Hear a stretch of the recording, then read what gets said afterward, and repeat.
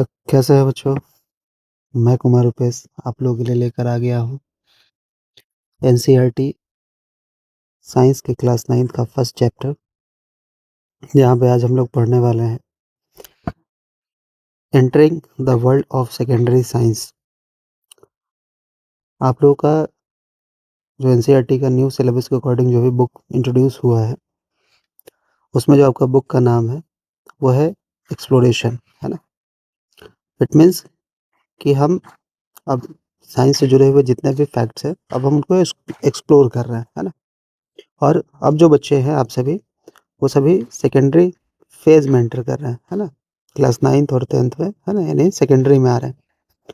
पहले आपने 6 और 8 में अपना जो साइंस का बुक पढ़ा है उसका नाम है क्यूरियोसिटी, है ना। अब जो आपके बुक का नेम हो चुका है वो हो गया है एक्सप्लोरेशन, है ना। यहाँ पे क्यूआर कोड दे रखे हैं। इस चैप्टर से रिलेटेड जो भी आपके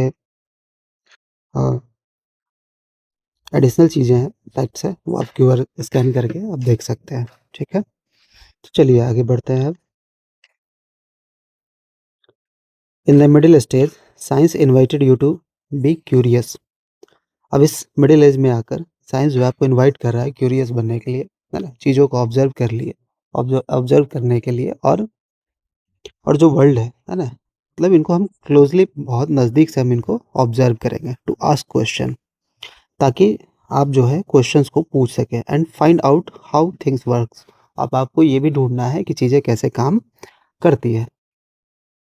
इन our journey we discuss science begin with wonder and grow through careful experiment. अब आपको ये भी डिस्कवर करना है कि जो चीज़ें साइंस के साथ शुरुआत हो रही है, जो वंडर्स है ना, और जो आपके एक्सपेरिमेंट्स है, उनको आप केयरफुली कैसे आप बढ़ाते हैं, कैसे उसको ग्रो करते हैं।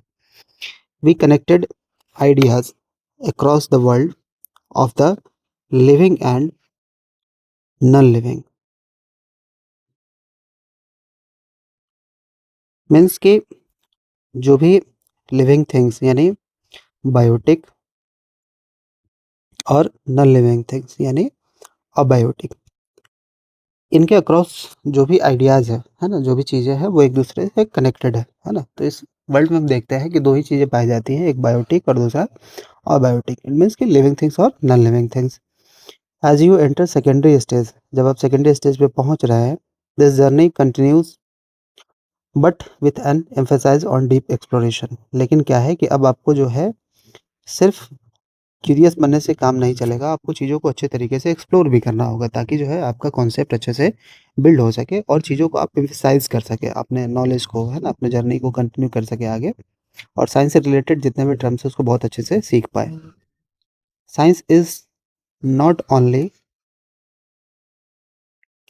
about what we know but also about how we know it how observation lead to measurements, how patterns are expressed using symbols and equation, and how models are built to represent complex system।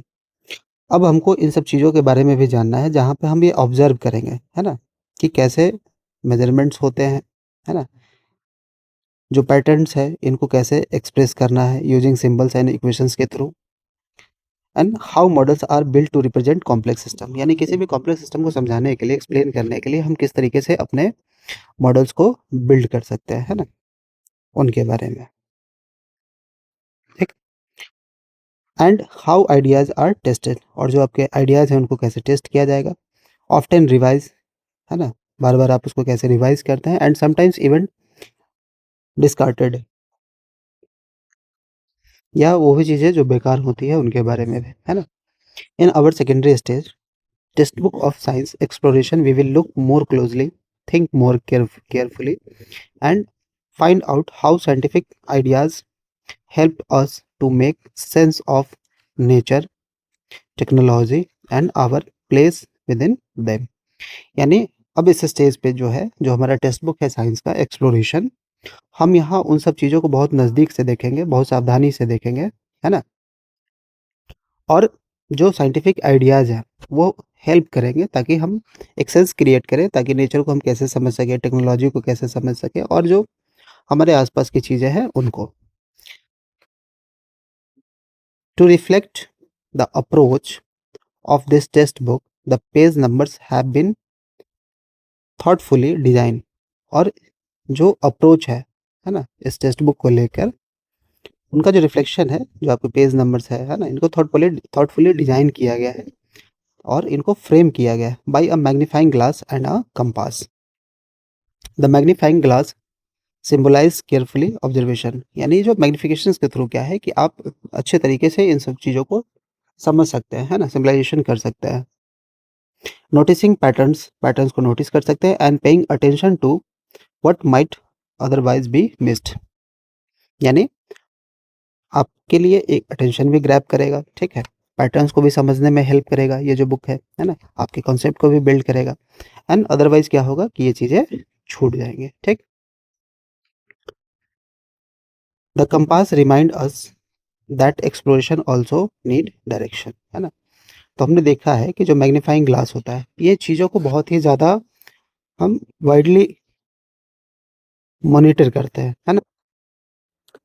तो जो ये magnifying glass होता है ना, ये basically हम छोटी चीज़ों को जो है वाइडली यानी बड़ा करके हम देखते हैं ताकि उसको अच्छे तरीके से हम ऑब्जर्व कर सकें। और दूसरी तरफ जो कंपास होता है ना, ये हमारे लिए एक डायरेक्शन के लिए हम उसको यूज़ करते हैं, मतलब हमको डायरेक्ट करने के लिए हेल्प करता है, ठीक। Choosing appropriate models, asking the right question, और सही मॉडल को जब हम चूज़ करते हैं तो ये राइट क्वेश्चन को पूछने के लिए है ना, और उसके लिमिट्स को जानने के लिए जहाँ पे जो है आइडियाज़ अप्लाई होते हैं, ठीक है, इन सब चीज़ों में हेल्प करता है। Together they tell us that exploration in science is not wandering aimlessly, है ना। तो साथ ही हम ये कह सकते हैं जो एक्सप्लोरेशन है साइंस का, ये सिर्फ वंडरिंग नहीं है ना, मतलब एक एमलेसली नहीं हो सकता है, but trying to make sense, यानी सेंस को बनाने का ये काम करता है ताकि of our world with care and purpose, यानी उन सब चीज़ों के बारे में सेंस बिल्ड करता है ताकि हम अपनी दुनिया को और जो उसका केयर है सो है ना, हम किस तरीके से केयर करते हैं और जो उसका पर्पस है हम उसको कितने अच्छे तरीके से हम देख रहे हैं, है ना, इन सब चीज़ों में क्या करता है, हेल्प करता है, ठीक है। अब आगे बढ़ते हैं। The natural world is complex, हमको पता है जो हमारी प्राकृतिक दुनिया है ये क्या है, कॉम्प्लेक्स यानी जटिल है ना। And studying it in full details is often impossible, और इसको डिटेल में पढ़ना लगभग क्या है, इम्पॉसिबल है, यानी बहुत सारे एस्पेक्ट्स है, बहुत सारी थ्योरीज हैं, बहुत सारे फेनोमेना है जिसको हम डिटेल में पढ़ना हमारे लिए बहुत ही मुश्किल है ना। To make sense of this complexity, यानी जो हमारी कॉम्प्लेक्सिटी है, जटिलता है ना, साइंस जो है इन सभी जटिलताओं को समझने के लिए हम क्या करते हैं कि हम मॉडल्स का यूज़ करते हैं, ठीक है। This are simplified ways to looking at real system that focus only on what is most important for given question, और ये एक simplified ways of looking at real system, है ना, यानी एक ऐसा साधारण तरीका जिसे हम चीज़ों को, है ना, उनके जो सही सिस्टम है, रियल सिस्टम है, सही तंत्र है, उसको समझने का, और that focus only on what is most important for a given question, यानी जो क्वेश्चन हमसे पूछा जा रहा है उसके लिए सबसे ज़्यादा जरूरी चीज़ क्या है। In physics a moving car में be represented as a single point, physics में हम क्या देखते हैं कि अगर कोई कार मूव कर रही है ना, तो वो रिप्रेजेंट करती है as a single point. While in chemistry, जबकि केमिस्ट्री में क्या होता है, एटम्स एंड मॉलिक्यूल्स, है ना, atoms and molecules are drawn as sphere and bonds. तो मान लीजिए कि अगर कोई कार है, ठीक है, हम किसी पॉइंट ए से इसको हम मूव करते हैं और पॉइंट बी तक पहुंचता है, तो जो इसका डिस्प्लेसमेंट है, डिस्टेंस है, हम पॉइंट टू पॉइंट के बीच हम देखते हैं। लेकिन वही जब हम केमिस्ट्री की बात करते हैं तो चीज़ों को हम एटम्स के फॉर्म में, है ना, या फिर मॉलिक्यूल्स के फॉर्म में देखते हैं, है ना। तो हर जगह पर रिप्रेजेंटेशन जो है वो अलग-अलग हो सकता है, चीज़ों को समझने का तरीका अलग-अलग हो सकता है, अलग-अलग सब्जेक्ट्स का, है ना। तो वहाँ पे हम स्फीयर्स के रूप में, है ना, बॉन्ड्स के रूप में, in biology cells are shown as diagram highlighting key parts, जहाँ पे हम बायोलॉजी में देखते हैं जो सेल्स है ना, तो उनके डायग्राम्स जो है ये उनके की पार्ट्स को हाइलाइट करते हैं, ठीक है। जैसे सेल ऑर्गेनेल्स होते हैं, सेल के अंदर जितने भी कंटेंट है, प्रोटोप्लाज्म, साइटोप्लाज्म, माइटोकॉन्ड्रिया, है ना, एंडोप्लाज्मिक रेटिकुलम, इन सभी चीज़ों को जो उसके की पार्ट्स है उसको हाइलाइट करता है ताकि डायग्राम के हेल्प से हम बायो को अच्छे तरीके से हम ऑब्जर्व कर सकें और सीख सकें, है ना। एंड इन अर्थ साइंस, और जो हमारा अर्थ साइंस है उसे हम अर्थ के बारे में हम चीज़ें क्लियर करते हैं। द अर्थ में be treated as a smooth sphere, जहाँ पे अर्थ जो है हमारा उसको एक स्मूथ स्फीयर के रूप में ट्रीट किया जा रहा है। जैसे लेयर इनटू डिस्टिंक्ट रीजन, अलग-अलग रीजन्स में हम उसको देखते हैं, ठीक है? जैसे अगर लैंडस्केप की बात करें तो अलग-अलग रीजन में देखा जाता है, स्फीयर की बात करें, है ना? तो वहाँ पे हम देखते हैं, है ना? हाइड्रोस्फीयर, एटमॉस्फेयर, लिथोस्फीयर, ठीक है? अगर हम उसमें एनिमल्स की बात करें तो जिस जगह पे रहते हैं उनके टेरिटरी के हिसाब से उनको हम अलग-अलग डिवाइड करते हैं, जैसे टेरेस्ट्रियल हो गया, एक्वाटिक हो गया, है ना? तो अर्थ साइंस में भी हम उसी तरीके से जो हमारा स्फीयर है, तो उसके जो लेयर्स हैं, उनके और डिफरेंट जो रीजन है, डिस्टिंक्ट रीजन है, हम उनके बारे में स्टडी करते हैं। Building such models involve making assumption and deliberately ignoring certain details. तो इन सब तरीके के जो मॉडल्स हैं, जो कि इन्वॉल्व होते हैं ताकि जो हमारा असम्पशन है ना? यानी जो पूर्वाग्रह है and deliberately ignoring certain details, ठीक है? तो कहना ये है कि हम कुछ चीज़ों को जो है इग्नोर भी करते हैं, ठीक है? जैसे for example when studying the motion of a falling object air resistance may be neglected, है ना? यानी हम अगर कोई फिनोमेना देख रहे हैं तो उसमें कई सारी चीज़ों को इग्नोर भी करना होता है ना? इग्नोर की जानबूझ के किया जाता है, ठीक है? जैसे अगर कोई ऑब्जेक्ट फ्री फॉल कर रही है ना? तो अगर वो फ्री फॉल कर रही है ना, तो यहाँ तो रेजिस्टेंस होगा, एयर का रेजिस्टेंस होगा, लेकिन हम उसको नेगलेक्ट मान के चलते हैं, ठीक है? लेकिन अगर वही किसी और मीडियम की बात करते हैं, जैसे हम लाइट की बात करें, है ना? तो लाइट में हम क्या देखते हैं कि अगर हम 2 मीडियम ले लें, है ना? एक तरफ हम नॉर्मल ले लेते हैं और एक तरफ हम डेंस ले लेते हैं। तो इसमें क्या है कि हम डाइवर्जन देखते हैं, है ना? रेज़ का जो है हम डाइवर्जन देखते हैं, तो यहाँ मीडियम्स डिपेंड करता है, तो कई चीज़ों को हम इग्नोर भी करते हैं जानबूझकर और कहीं इग्नोर नहीं भी करना पड़ता है। मतलब जिस तरीके से हमारा कॉन्सेप्ट क्लियर हो जाए चीज़ों जैसे फिनोमेना दिखाया गया है ना? तो उन सब चीज़ों को समझने के लिए कभी-कभी इग्नोर भी करना पड़ता है। Air resistance may be neglected to understand the basic effects of gravity, और हम सिर्फ ग्रेविटी के बारे में पढ़ रहे हैं, है ना? तो हम एयर के रेजिस्टेंस को हम नेग्लेक्ट कर सकते हैं। In biology when studying how the heart pumps blood, और बायोलॉजी में हम देखते हैं कि जो हमारा हार्ट्स है, वो कैसे ब्लड को पंप करता है, में इंडिविजुअल सेल्स आर इग्नोर। तो वहाँ पे हम जो इंडिविजुअल सेल्स हैं, हम सबको इग्नोर करते हैं, है ना? कि अब जैसे देखिए हमारा हार्ट है ना? तो इसका काम क्या है? जितने भी हमारे बॉडी सेल्स हैं, तो जो बॉडी सेल्स हैं, इनको हम क्या कहते हैं? हमारे बॉडी के सोल्जर्स हैं। अब ये ब बॉडी के जो सोल्जर्स हैं, हमारे बॉडी के प्रोटेक्शन के लिए, है ना? सर्वाइवल के लिए, स्ट्रक्चर के लिए और बहुत सारे डिफरेंट टाइप्स ऑफ फंक्शंस करता है ना? तो हार्ट जो है बेसिकली ब्लड के थ्रू बहुत सारे न्यूट्रिएंट्स को, ऑक्सीजन को, है ना? इन सब चीज़ों को कैरी करके पहुँचाती है बॉडी के हर एक पार्ट तक यानी सेल तक, ठीक है? तो जब हम ट्रांसपोर्टेशन सिस्टम पढ़ते हैं तो वहाँ पे हम सेल को इग्नोर कर रहे हैं, है ना? यानी जब हम हार्ट्स की बात कर रहे हैं कि जब वो ब्लड्स को पंप कर रहा है, तो वहाँ पे हम जो है इंडिविजुअल सेल्स को हम इग्नोर करते हैं, ठीक है? तो यही कहना चाह रहा है। So that organ can be understood, यानी हम सिर्फ ऑर्गन के बारे में पढ़ रहे हैं। अब उसके लिए हम उसके पूरा जो उसका स्ट्रक्चर है, मतलब उसका जो पूरा फिनोमेना है, पूरा सर्कुलेशन है, हम उसको पढ़ने की ज़रूरत नहीं है ना? एज़ अ फंक्शनिंग सिस्टम, जब हम फंक्शनिंग सिस्टम पढ़ते हैं, जैसे सर्कुलेटरी सिस्टम के बारे में बात करते हैं ना, या फिर रेस्पिरेटरी सिस्टम के बारे में बात करते हैं, या डाइजेस्टिव सिस्टम के बारे में बात कर रहे होते हैं, तो वहाँ पे कई सारी चीज़ों को इग्नोर भी किया जाता है जानबूझकर। Remember these choice are not mistake, अब ये जो चॉइस है, ये गलती नहीं हो सकती है ना? They are done on purpose, ये एक पर्पस के थ्रू किया जाता है, टू कीप थिंग्स सिंपल, ताकि चीज़ों को जो है आसान बनाया जा सके, है ना?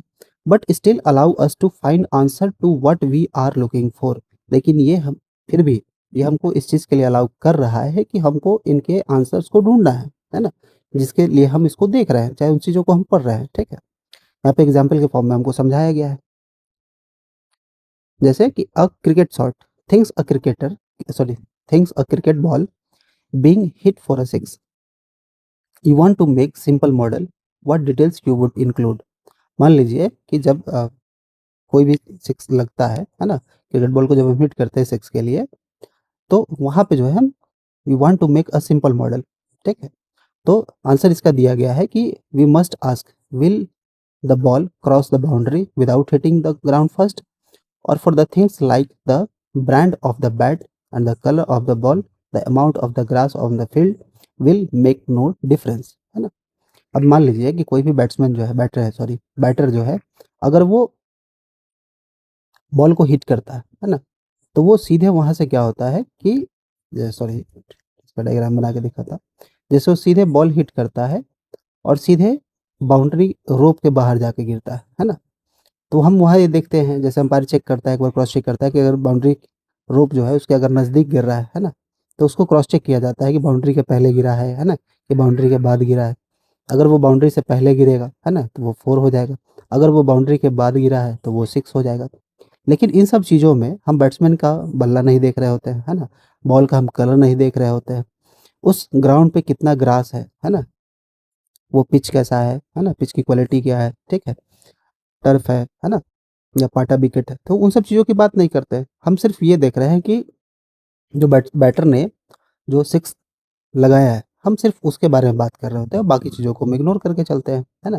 लेकिन वही अगर कोई बॉलर है, ठीक है?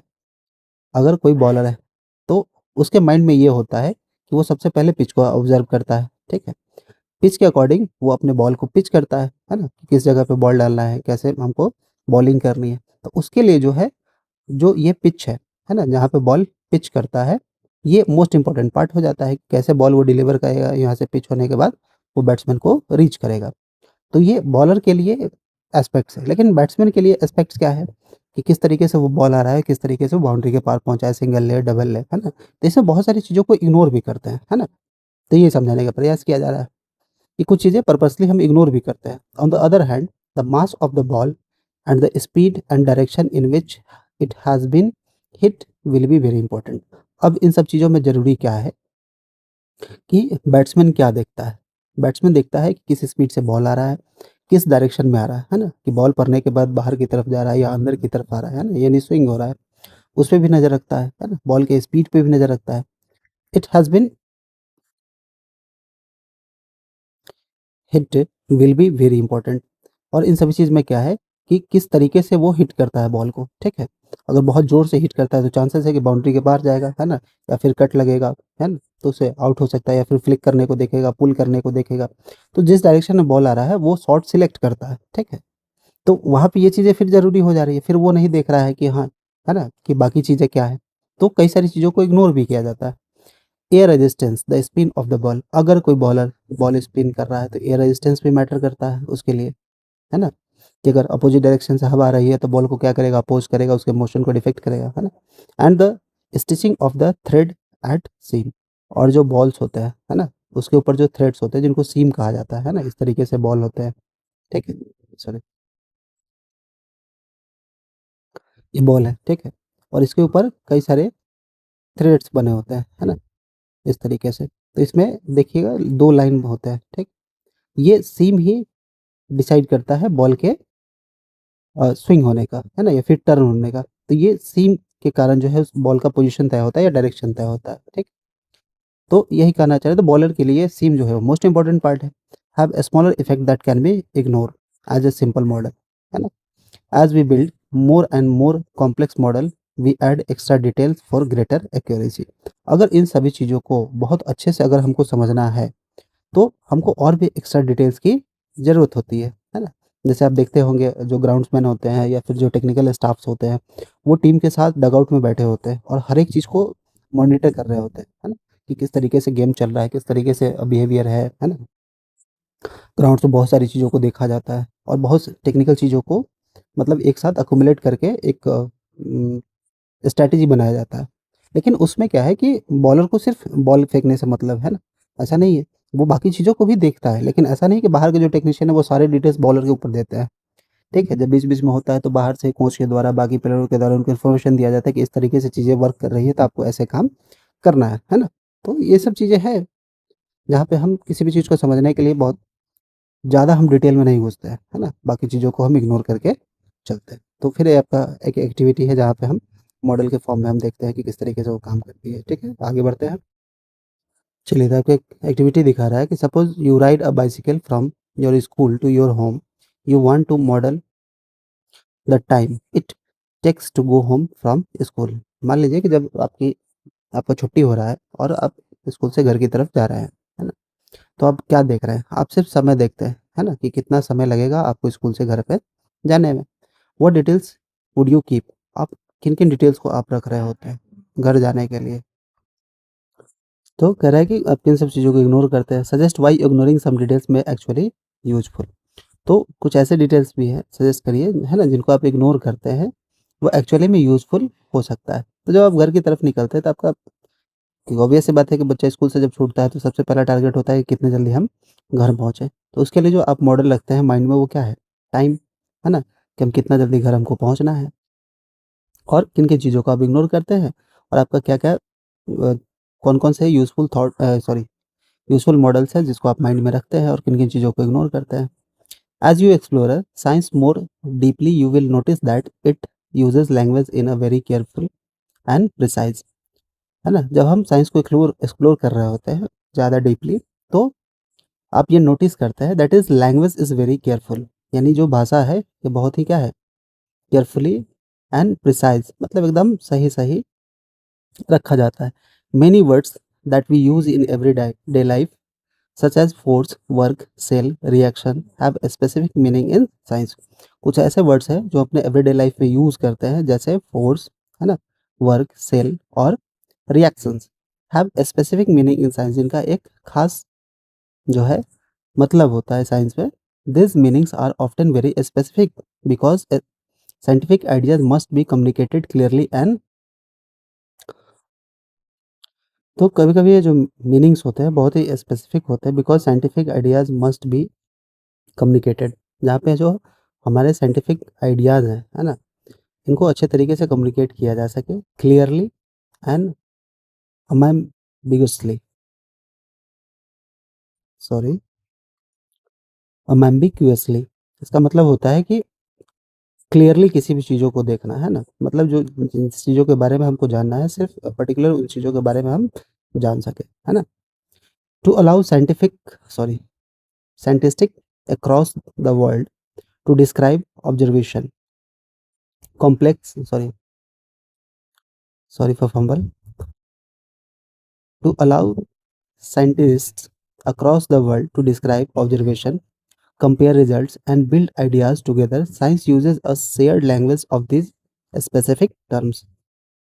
तो साइंटिस्ट जो है ये अलाउ करते हैं across the world to describe observation, है ना? मतलब जो भी चीज़ें वो डिस्क्राइब करते हैं तो कुछ ऐसे ऑब्जर्वेशंस हैं, है ना? Compare results and build ideas. तो जो साइंटिस्ट हैं जो भी ऑब्जर्वेशन उन्होंने कर रखा है, जो थ्योरीज़ उन्होंने दे रखी है, उनको डिस्क्राइब करते हैं, है ना? और ताकि जो साइंस है use a share language of this specific terms, और ताकि साइंस जो है एक शेयर लैंग्वेज मतलब लैंग्वेज शेयर करती है जिससे इन सब स्पेसिफिक टर्म्स को समझने के लिए बहुत ही ज़्यादा आसान हो गया है ना? जैसे सिंबल्स है, यूनिट है ना? क्वांटिटीज़ है such as a mass, velocity, force and electric currents are represented by symbols. तो वहाँ पे कुछ टर्म्स दिए गए, है ना? उस टर्म्स के लिए हमको सिंबल्स के रूप में भी हमको दिखाया गया कि उन टर्म्स को हम कैसे कहते हैं। जैसे एम से हम मास को रिप्रेजेंट करते हैं, है ना? वी से हम वेलोसिटी को रिप्रेजेंट करते हैं, एफ से हम फोर्स को रिप्रेजेंट करते हैं, एंड आई से इलेक्ट्रिक करंट को रिप्रेजेंट करता है। तो उनका सिम्प्लाइज़ेशन है ना, उस टर्म्स को उस ऑब्ज़र्वेशन के थ्रू जो चीज़ें उनको समझ में आई, जो थ्योरी उन्होंने दिया, है ना? जो रिज़ल्ट्स हैं, है ना? और जो आइडियाज़ बिल्ड हुआ, उनका एक नोमेनक्लेचर लिया गया और उनका नाम रखा गया, ठीक है? और उनको एक सिंबल्स के फॉर्म में भी दिखाया गया, जहाँ पे हम उसको यूनिट के रूप में देखते हैं, है ना? तो जैसे मास है, तो मास का हम यूनिट लेते हैं, ठीक है? केजी में, ग्राम में, जो भी है। वेलोसिटी का मीटर पर सेकंड, है ना? फ़ोर्स का लेते हैं न्यूटन में, आई का लेते हैं, है ना? एम्पीयर में। तो ये सब रिप्रेजेंटेशन दिखाया गया ताकि हम चीज़ों को, फैक्ट्स को या फिर जो भी ऑब्ज़र्वेशन है, उनके नोमेनक्लेचर को देख सकें, ठीक है? उनके सिंबल्स को देख सकें, यूनिट्स को देख सकें, और each associated with a definite unit, और सभी जो है एक डेफिनिट यूनिट से एसोसिएट होते हैं। To make this even more precise, science often turns to mathematics to allow relationships। और इन सभी चीज़ों को बहुत ज़्यादा प्रिसाइज़ बनाने के लिए साइंस जो है कभी-कभी मैथमेटिक्स के फॉर्म में घूमता है ना? टर्न्स करता है to allow relationships between quantities to be express clearly, ताकि जो क्वांटिटीज़ है उनको बहुत अच्छे से हम समझा सकें। किसके बीच में? तो मैथमेटिक्स और साइंस के बीच में, है ना? जो इक्वेशंस हैं, इनको अच्छे तरीके से हम एक्सप्रेस कर सकें एंड टेस्टेड केयरफुली, और ताकि इनकी जाँच भी जो है सही तरीके से हो सके। This can sometime feel challenging, और ये कभी-कभी चैलेंजिंग फ़ील भी होता है ना? But it is important to remember the mathematics in science is not mean to be hurdle. लेकिन इसका मतलब ये नहीं है ना? ये याद रखने की आपको ज़रूरत है कि मैथमेटिक्स जो है साइंस में, ये मतलब कोई हर्डल नहीं है ना? कोई बाधा नहीं है आपके लिए। Instead it is a language that helps us think more clearly about the world, है ना? इसके बावजूद जो है कि एक सिर्फ़ भाषा है जो कि हमको हेल्प करता है, ठीक है? ताकि हम इन सब चीज़ों को बहुत अच्छे से समझ सकें। An equation is not just a calculation tools, और ना ही जो इक्वेशंस है, कोई कैलकुलेशन टूल्स है। It is a compact statement about how certain things are related. ये सिर्फ़ एक कॉम्पैक्ट स्टेटमेंट्स को दिखाता है कि वो चीज़ों से कैस किस तरीके से संबंधित है। For example describing motion using A quantities, जैसे कि जब मोशन को डिस्क्राइब करते हैं, तो हम क्या करते हैं? क्वांटिटी का यूज़ करते हैं, such as distance, time, velocity allow us to answer question about where an object will be later moment, है ना? जहाँ पे हम फिर उसको आगे की तरफ देखते हैं, तो जो क्वेश्चन अलाउ कर रहा है, हम उसी क्वांटिटीज़ को देखते हैं, है ना? तो ये क्वेश्चन इन सब चीज़ों को डिस्क्राइब करने में हेल्प करता है, ठीक है? Allow us to answer question, और जो हमको क्वेश्चन का आंसर देने के लिए अलाउ करता है। About where an object will be a later moment. In the same way mathematical expression are used to describe rates of chemical reaction. फिर वहीं पे जो मैथमेटिकल एक्सप्रेशंस है ना? वो हमको केमिकल रिएक्शंस के जो रेट्स है ना? उनको समझने में हेल्प करता है। पैटर्न्स ऑफ पॉपुलेशन ग्रोथ, है ना? फिर हम जो हमारा पॉपुलेशन ग्रोथ है उसके पैटर्न्स को देखने के लिए, या फिर change in every energy within a system, या फिर किसी सिस्टम के अंदर जो एनर्जी चेंज हो रहा है, उसको देखने के लिए, तो कई सारी जगहों पे मैथमेटिकल टूल्स का हेल्प लगता है ना? और इनको हम मैथमेटिकल ऑपरेशंस के फॉर्म में हम देखते भी हैं। तो लगभग हर जगह मैथमेटिक्स का यूज़ होता है, लेकिन इसका मतलब ये नहीं है कि मैथमेटिक्स जो है साइंस में एक हर्डल के रूप में, एक बाधा के रूप में है ना? Learning to use mathematics in science does not mean memorising equation. और जो हम मैथमेटिक्स का यूज़ करते हैं साइंस में, है ना? इसका सीखने का मतलब ये नहीं है कि हम इक्वेशंस को मेमोराइज़ करें, है ना? यानी इसको रट्टा मारें। It means understanding the situation first. इसका मतलब ये है कि जो सिचुएशंस है ना? फर्स्टली हमको उसको समझना है। आइडेंटिफाई रिलेटिव क्वांटिटीज़, और हमको ये आइडेंटिफाई करना है कि जो रिलेटिव क्वांटिटीज़ है, वो कौन-कौन से हैं। And then using mathematical relationship to reason carefully, ठीक है? जैसे मान लीजिए कि अगर हम स्पीड की बात करें, ठीक है? तो हमको स्पीड कैलकुलेट करना है, तो क्या लिखते हैं? Distance upon time. तो यहाँ पे हम किन-किन क्वांटिटी को देखेंगे? तो डिस्टेंस को देखेंगे, टाइम को देखेंगे। अगर ये दोनों चीज़ दिया हुआ है, तो हम स्पीड मेज़र कर लेंगे। लेकिन अगर वेलोसिटी की बात है, तो फिर हम वही डिस्प्लेसमेंट देखते हैं, है ना? और टाइम को देखते हैं। तो जो क्वेश्चन्स का डिमांड है और हमारे पास जो क्वांटिटीज़ अवेलेबल है, उनके थ्रू हम मैथमेटिक्स का हेल्प लेके क्या करते हैं कि चीज़ों को सॉल्व करते हैं, उसका आंसर ढूँढते हैं, है ना? In this way mathematics becomes a powerful language for thinking. और इस तरीके से जो है मैथमेटिक्स जो है एक पावरफुल लैंग्वेज बन जाता है for thinking, understanding the situation and the quantities involve. तो सिचुएशन को समझने के लिए और जो क्वांटिटीज़ उसमें इन्वॉल्व है, उनके equation will begin to feel like obstacle and more like helpful guide in your exploration in science. तो अगर आप ये फ़ोकस करते हैं first on understanding the situation, पहले आप सिचुएशन को देखते हैं, जो उसमें क्वांटिटीज़ इन्वॉल्व है ना? जो इक्वेशन बन रहा है, ठीक है? और मोर like helpful guides in your exploration of science. तो अधिकतर जो है आगे चल के फिर क्या है, आपके लिए एक हेल्पफुल गाइड बन जाता है, जो आपको साइंस को एक्सप्लोर करने में हेल्प करता है। तो मैथमेटिक्स सिर्फ एक टूल है ना? हमारे लिए साइंस में एक टूल है जिसके हेल्प से हम क्वांटिटीज़ को मेज़र करते हैं, है ना? उसको आइडेंटिफ़ाई करते हैं, सिचुएशंस को समझते हैं कि किस तरीके से थिंग्स जो है, चीज़ें जो है काम कर रही है, हाउ थिंग्स द वर्क, है ना? तो इस तरीके से हम देखते हैं, ठीक है? चलिए, आपका एक सेक्शन है थ्रेड्स ऑफ क्यूरियोसिटी।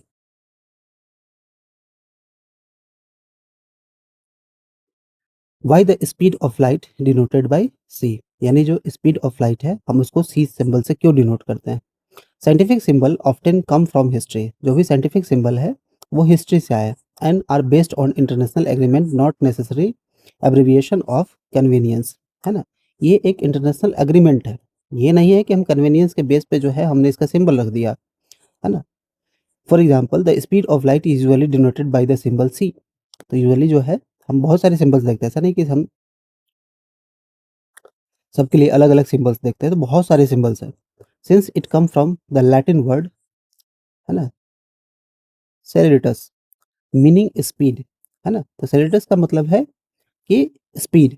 तो जो जहाँ पे उसका इन्वेंशन हुआ, है ना? जो वहाँ नोमेनक्लेचर में रखा गया उसको, जिस नाम से रखा गया, ठीक है? तो हम एलिमेंट्स के फॉर्म में जब हम पीरियोडिक टेबल में भी पढ़ चुके हैं, पढ़ेंगे कि किस तरीके से जो है जैसे-जैसे एलिमेंट को ढूँढा गया, है ना? वहाँ का जो उनका नाम था उसके आधार पे उसको रखा गया, ठीक है? जैसे हम सोडियम का, है ना? तो सोडियम का हम Na लिखते हैं, लेकिन पढ़ते हैं उसको सोडियम, ठीक है? वैसे ही हम पोटेशियम को क्या पढ़ते हैं? P से, लेकिन जबकि पढ़े उसका सिंबल होता है K से। तो ये नोमेनक्लेचर की बात है कि वहाँ से हमने कैसे इसको लिया है, कैसे जो उसका लैटिन नेम है, चाहे जहाँ पे उसका इन्वेंशन हुआ है ग्रीक में, इन सब जगहों पे, तो उसका जो वहाँ के लैंग्वेज में जो मीनिंग है, उसके हिसाब से हमने उसका सिमुलेशन तैयार किया, चाहे उसके हिसाब से। तो इंटरनेशनल एग्रीमेंट है ताकि बाकी जगहों पे जो पूरे वर्ल्ड में जो साइंस है, उनको एक प्लेटफ़ॉर्म पे या एक तरीके से हम एक वे में हम उसको अच्छे तरीके से सिस्टमैटिक फॉर्म में ढाल सकें, ठीक है? तो मेन मकसद ये है। Today the speed of lights is one of the physical constant defined by the exactly इसको मेज़र कर लिए इतना मीटर पर सेकंड, है ना? चलिए आगे की तरफ देखते हैं। Ready to go beyond airplane fuel miscalculation. तो जो एयरप्लेन का फ्यूल होता है ना? तो इसका मिसकैलकुलेशन क्या है? In a well known incident passenger aircraft run out of fuel mid flight due to a mix up in unit. The flight needed 22,300 kg fuel in total, but the ground crew miscalculated the fuel required since they use the density of fuel in pounds। अब क्या है कि यहाँ देखिए, जो aircraft है, इसको actual में जो नीड है वो है 22,300 केजी, लेकिन जो ग्राउंड स्टाफ कहने का मतलब जो फ्लाइट्स के नीचे जो काम कर रहे होते हैं लगेज के लिए, है ना, फ्यूलिंग के लिए, बाकी सब चीज़ों के लिए, तो जो ग्राउंड स्टाफ है यानी ग्राउंड क्रू है वो मिसकैलकुलेट कर लेता है किसको, जो फ्यूल रिक्वायरमेंट है, since they use the density of fuel in pounds. अब वो जो क्या है कि डेंसिटी को पाउंड्स में कैलकुलेट कर लेता है, पर लीटर रेदर देन किलोग्राम, है ना, किलोग्राम के बदले जो है पाउंड से मेजर कर लेता है per liter. The aircraft was about 50,000 liter short of fuel and luckily could glide to an emergency landing। अब हुआ क्या? हुआ ये कि जिस जो उसने मेजरमेंट्स लिया, है ना, पाउंड्स में, तो पाउंड्स में अब 1 पाउंड का वैल्यू जो है किलोग्राम से क्या होता है? कम होता है। तो उसको चाहिए था 22,300, लेकिन उसको मिला कितना? शॉर्टेज होगा कितना? 15,000 लीटर का। अब इस कारण से क्या हुआ कि फ्लाइट को इमरजेंसी लैंडिंग करनी पड़ी क्योंकि फ्यूल तो है नहीं, है ना? और air to air fueling possible सब में है नहीं, है ना? जैसे हम फाइटर प्लेन्स वगैरह देखते हैं तो किसी-किसी फ्लाइट्स में, एयरक्राफ्ट में है ये सुविधाएँ अब आने लगी हैं, लेकिन लगभग सारे एयरक्राफ्ट में भी है, नहीं फ़िल किया जा सकता है। तो बाय मिड एयर में हम इसको तो ऑपरेट कर नहीं सकते हैं, तो क्या करना पड़ा? फ्लाइट को इमरजेंसी लैंडिंग करना पड़ा, which damage the aircraft through where no casualty, है ना? अब ये क्या है? अब कह रहा है कि damage the aircraft through where no casualty, मतलब किसी भी तरीके का कोई कैजुअल्टी नहीं हुआ, लेकिन टाइम लॉस हुआ, है ना? मिसकैलकुलेशन के कारण यूनिट में यूनिट को समझने के कारण जो है, नहीं समझने के कारण, मिसकैलकुलेशन के कारण जो है बहुत सारी परेशानियाँ हुई, है ना? फ्लाइट डिले हुआ और भी अब आने-जाने में जो फ्यूल कंजम्पशन हुआ, पूरे स्टाफ जो है परेशान हुए, तो बहुत सारी चीज़ें हैं। Pounds and kilogram are very different, दोनों जो क्या है डिफरेंट यूनिट्स है तो मेज़र करने के लिए, है ना? मेज़रमेंट यूनिट है लेकिन दोनों का वैल्यू अलग-अलग आता है। Are very different using standard SI unit everywhere, avoid conversion and errors. इसीलिए जो है हमारे लिए क्या लाया गया? एसआई यूनिट लाया गया ताकि हर जगह पे हम एक ही एसआई यूनिट में हम चीज़ों को क्या करें? कैलकुलेट करें, ताकि किसी भी तरीके का ऐसा हैज़ल ना हो सके, है ना? या फिर इस तरीके का इमरजेंसी सिचुएशन नहीं आ सके, ठीक? अगला है थ्रेड्स ऑफ क्यूरियोसिटी देखते हैं। Why is kilogram used everywhere? अब जो ये एसआई यूनिट है, हर जगह किलोग्राम क्यों यूज़ होता है ना? बहुत सारे हमने एसआई यूनिट पढ़ा है ना? जैसे एफपीएस, है ना? फुट पाउंड सेकंड, ठीक है? एमपीएस, है ना? मीटर पाउंड सेकंड, है ना? केजीपीएस, ठीक? बहुत सारे यूनिट्स हैं। तो किलोग्राम का ही यूज़ हर जगह पे क्यों होता है? व्हेन वी बाय राइस और vegetable we expect a kilogram to mean the same amount everywhere, है ना? तो जब हम चावल खरीदते हैं, सब्जी खरीदते हैं, हम एक्सपेक्ट करते हैं कि किलोग्राम का जो मतलब है वो सब जगह क्या है, एक सेम अमाउंट में निकल के आए। Imagine the confusion if we used different the confusion if we used different weights everywhere. तो इस तरीके का जो कन्फ्यूजन होता है अलग-अलग जगहों पे, है ना? वेट्स को लेके। Thankfully measurements are based on agreed international standard. तो जो मेजरमेंट्स है ये अग्रीड इंटरनेशनल स्टैंडर्ड के बेस पे जो है रखा गया है, नॉट लोकल ऑब्जेक्ट्स और ओपिनियन, ना ही लोकल ऑब्जेक्ट्स और उसके ओपिनियन के बेस पे। Standard units allow scientific result to be compared and ensure fairness in daily life and trade, जिसके कारण क्या है कि ये इंश्योर करता है डेली लाइफ में और ट्रेड में, है ना? ये इंश्योर करता है कि फेयरनेस रहे, है ना? इसलिए जो है स्टैंडर्ड यूनिट को लाया गया, ठीक है? ताकि कैलकुलेशन में किसी भी तरीके का कंफ्यूजन क्रिएट ना हो, है ना? As observation are repeated measurements refine and ideas tested through experiments. और इस तरीके के जो ऑब्जर्वेशन रिपीटेड होते हैं, मेजरमेंट्स क्या होते हैं, रिफाइन होते हैं, and idea tested through experiment, और इन सभी आइडियाज को एक्सपेरिमेंट्स के थ्रू टेस्ट किया जाता है। We can organise our understanding of the world in a systematic way, और इस तरीके से जो हमारी दुनिया है हम इसको समझते हैं एक सिस्टमेटिक तौर पे। In the secondary stage you will come across terms such as law, theories and principle. अभी सेकेंडरी एज में हम बहुत सारी चीज़ों से हम गुजरेंगे, जैसे, है ना, कुछ ऐसे टर्म्स हैं जैसे लॉज हो गए, ठीक है, थ्योरीज हो गए एंड प्रिंसिपल्स हो गए, है ना? तो बहुत सारी चीज़ों को हम देखेंगे, जैसे अलग अलग नियम से, है ना? ओम्स लॉ देखेंगे, लॉ ऑफ मोशन देखेंगे, थ्योरीज देखेंगे, प्रिंसिपल्स को देखेंगे। Terms that have specific meaning, और इन सभी टर्म का क्या है, एक स्पेसिफिक मीनिंग है साइंस में। A law usually describe a regular pattern observe in nature. Law जो है उन सब चीज़ों को डिस्क्राइब करता है जो कि नेचर में एक रेगुलरली पैटर्न पे फॉलो होता है, ऑफ्टन एक्सप्रेस्ड यूजिंग वर्ड्स और मैथमेटिकल रिलेशंस, जहाँ पे इसको कभी-कभी हम एक्सप्रेस करते हैं वर्ड्स में या फिर मैथमेटिकल रिलेशनशिप्स में। For example Newton's law of motion express in jerk felt when a bus stop suddenly. तो जब हम न्यूटन्स लॉ ऑफ मोशन को देखते हैं तो एक्सप्लेन किया जाता है जो जर्क होता है ना? जो झटका लगता है, felt when a bus stop suddenly. तो जब बस अचानक रुकती है तो हमको एक झटका की तरह महसूस होता है, तो ये क्यों होता है? तो बेसिकली होता है इनर्शिया के कारण, ठीक है? तो हम लोग मोशन में इसको हम पढ़े अच्छे से पढ़ेंगे। और theory goes step further, theory जो है एक स्टेप आगे होता है, and provide an explanation. Theory में क्या है कि एक्सप्लेनेशन प्रोवाइड किया जाता है of why those patterns occurs, यानी ये जो पैटर्न्स है ये क्यों हुआ, usually based on evidence gathered over time and available at that time. यानी जैसे जैसे जो एविडेंस जमा होते हैं उनके बेस पे जो है हम इनको अच्छे तरीके से समझते हैं। For example the atomic theory explain how molecules are form. Atomic theory जो है ना, हमने पढ़ा है पढ़ेंगे डाल्टन्स एटॉमिक थ्योरी। तो मॉलिक्यूल्स को किस तरीके से एक्सप्लेन किया गया है। Principles are broad ideas, principles क्या है, ब्रॉड आइडियाज है ना, यानी बृहत रूप पर बड़े स्तर पे जो है एक आइडिया शेयर किया गया, that helps us make sense, है ना, ताकि जो है हमको सेंस डेवलप करने में हेल्प करता है।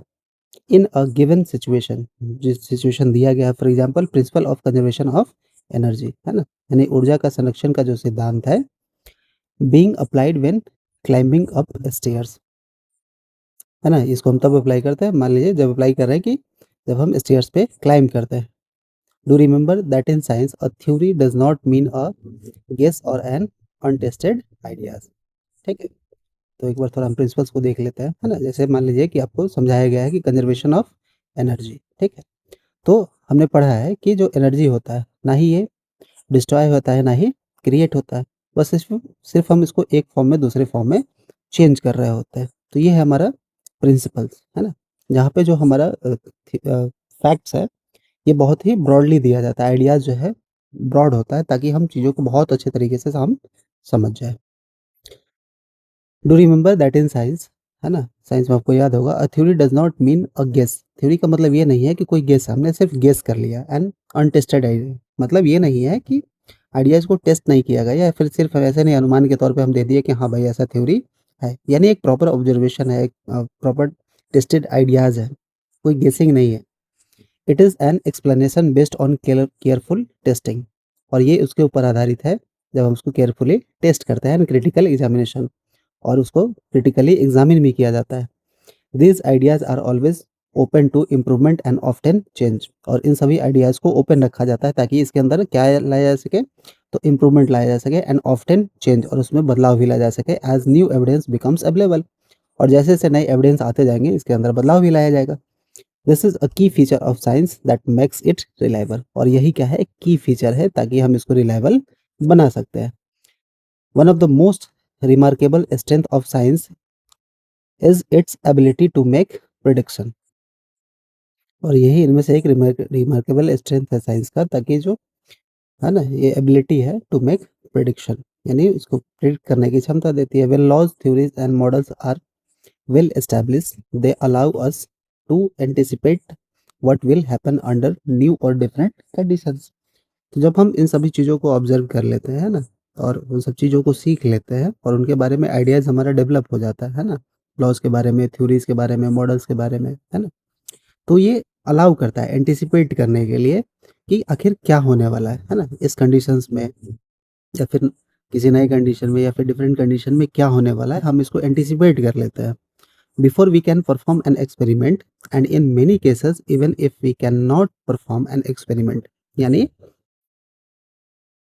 कि जब हम कोई एक्सपेरिमेंट को परफॉर्म कर रहे होते हैं, या फिर ऐसे केसेस में जहाँ पे हम एक्सपेरिमेंट को परफॉर्म नहीं कर सकते हैं, using ideas about motion we can predict how far a kicked football will travel, यानी इसी आइडियाज से जो है हम प्रिडिक्ट करते हैं कि अगर हम किसी फुटबॉल को किक करें तो कितना लंबे समय तक ट्रैवल कर सकता है, या कितना दूर तक ट्रैवल करेगा। तो हम एंटिसिपेट करते हैं, ठीक है, उस तरीके से हम फुटबॉल की किक करते हैं ताकि वो उस सर्टेन डिस्टेंस को ट्रैवल कर सके। Using knowledge of chemical reaction, यानी जो केमिकल रिएक्शंस है इनके नॉलेज को यूज करके we can estimate how much carbon dioxide will be produce, और केमिकल इक्वेशन रिएक्शंस के जो नॉलेज है ना, उनके बेस से हम एस्टिमेट कर सकते हैं कि कितना कार्बन डाइऑक्साइड प्रोड्यूस हो सकता है, और how soft a baked bread mould भी, और कोई भी ब्रेड कितना सॉफ्ट बन सकता है ना, यूजिंग बायोलॉजिकल प्रिंसिपल्स, और बायोलॉजिकल प्रिंसिपल्स को जान के हम ये देख सकते हैं कि कोई जो ब्रेड है वो कितना मोल्ड, मतलब सॉरी, कितना सॉफ्ट हो सकता है।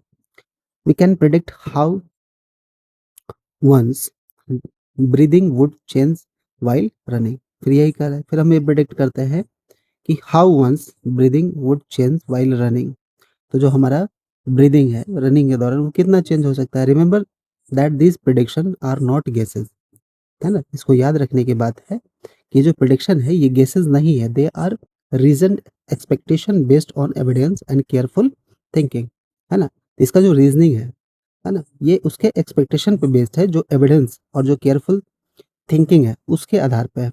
When prediction match observation, confidence in the underlying science grows, और यही प्रिडिक्शन जब मैच करता है, कब, जो हमारा ऑब्जर्वेशन है ना, confidence in the underlying science grows, और धीरे धीरे जो हमारे विज्ञान की जो समझ है जब वो आगे बढ़ रही होती है, तो हमारा ऑब्जर्वेशन भी ग्रो होता है, ठीक है, और कॉन्फिडेंस भी आता है, और चीज़ों को हम बहुत अच्छे से प्रिडिक्ट कर पाते हैं, है ना। But even more important when they do not, scientist री एग्जामिन देयर अजम्पशन, मॉडल्स और measurements,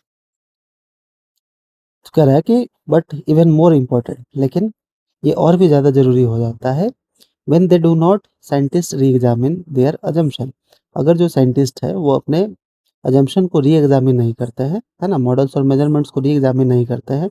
in this way prediction is a powerful tool, है ना, तो उस जगह पे जो प्रिडिक्शन है एक पावरफुल टूल्स की तरह काम आता है, that derive further exploration and a deeper understanding of the world, जिसके कारण क्या है कि जो फर्दर एक्सप्लोरेशन है और जो डीपर अंडरस्टैंडिंग है वर्ड को लेके, हम उस चीज़ों को अच्छे तरीके से कर पाते हैं, ठीक है। फिर आपका एग्जांपल है, how do we check prediction, हम प्रिडिक्शन को कैसे चेक कर सकते हैं, है ना, तो वहाँ पे दिखाया गया है कि Varsha told her friend Megha it will rain this afternoon because the clouds look dark, है ना, तो वर्षा अपने फ्रेंड मेघा से कह रही है कि है ना, कि आज दोपहर को जो है बारिश होगी। क्यों होगी भाई? तो इसलिए होगी कि जो क्लाउड्स है ना? वो वर्षा को जो दिख रहा है क्या है? डार्कर फॉर्म में दिख रहा है ना? तो उसका असम्पशन ये है कि अगर क्लाउड्स डार्क होंगे, इट मीन्स क्या है? कि रेनफॉल होगा। Thinks of some question Megha could ask Varsha to make this prediction scientifically testable, है ना? Answer: good scientific question will look for measurable evidence past pattern. यानी कोई भी साइंटिफिक क्वेश्चन, अच्छा साइंटिफिक क्वेश्चंस जो है विल लुक फॉर मेजरेबल, ये तभी मेजरेबल है जो एविडेंस है एंड पास्ट पैटर्न्स है उनके बेस पे, है ना? तो वर्षा को कैसे पता चला कि क्लाउड्स डार्क है तो बारिश होगा, है ना? तो जो उसका पास्ट प्रेडिक्शन है, उसने जो एविडेंस है ना? पास्ट पैटर्न्स जो उन्होंने देखा है, उसने देखा है क्लाउड्स के फॉर्मेशन को लेके, तो उसको ये आइडिया है कि क्लाउड्स जब डार्कर होते हैं, है ना? तो इसका मतलब है कि रेन होगा। क्वेश्चन विथ सिंपल यस और no answer are usually not useful. तो जो क्वेश्चंस होते हैं, है ना? उसके जो आंसर हैं सिंपल यस और नो जो है यूजुअली यूज़फुल नहीं होते हैं। Megha could ask Varsha question like these are just example. Megha को जो है वर्षा से क्वेश्चन पूछना चाहिए कि these are just example, what was the condition of sky when it rain the last time, है ना? What is the humidity today?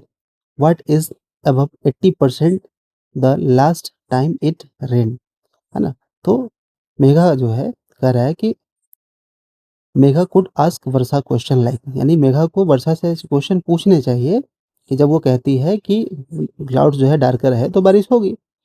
तो मेघा को क्वेश्चन पूछना चाहिए कि आखिर ऐसा क्या कंडीशंस हैं स्काई के कि बारिश हुआ था last time. What is the humid today, है ना? ह्यूमिडिटी टुडे यानी आज ह्यूमिडिटी कितनी है। What is above 80% the last time it rain, यानी ये पूछ रहे हैं कि क्या जो चांसेस है परसेंटेज के, है ना, जो कितने हैं, है ना? 80% था कि पिछली बार हुआ कि नहीं हुआ। What is today wind speed, है ना? तो आज का विंड स्पीड क्या है ना? और उसका डायरेक्शन क्या है। It is the temperature dropping like it did before the recent rain, यानी वर्षा से ये पूछना है कि अगर पिछले टाइम जो बारिश हुआ था तो उस टाइम जो टेम्परेचर ड्रॉप हुआ था उसी के अकॉर्डिंग अभी टेम्परेचर ड्रॉप हो रहा है या नहीं, है ना? Question like this ask measurable data and past pattern, है ना? तो जो उसने वर्षा ने क्वेश्चन पूछा, है ना, मेघा से, बताया उसको, सॉरी, बताया कि आज बारिश होने वाली है।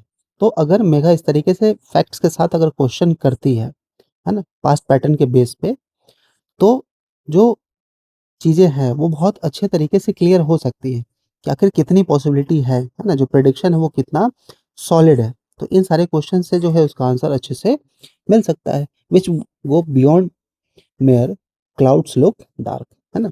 यानी सिर्फ क्लाउड्स डार्क दिखने से जो नहीं है, ये काम नहीं, उसके पीछे के कारण को भी हमको क्या करना पड़ेगा, देखना पड़ेगा, तभी जो है हमारा जो नॉलेज है वो अच्छे तरीके से बिल्ड होगा या फिर जो हमारे प्रेडिक्शन का जो पैटर्न है वो सही रहेगा, ठीक है?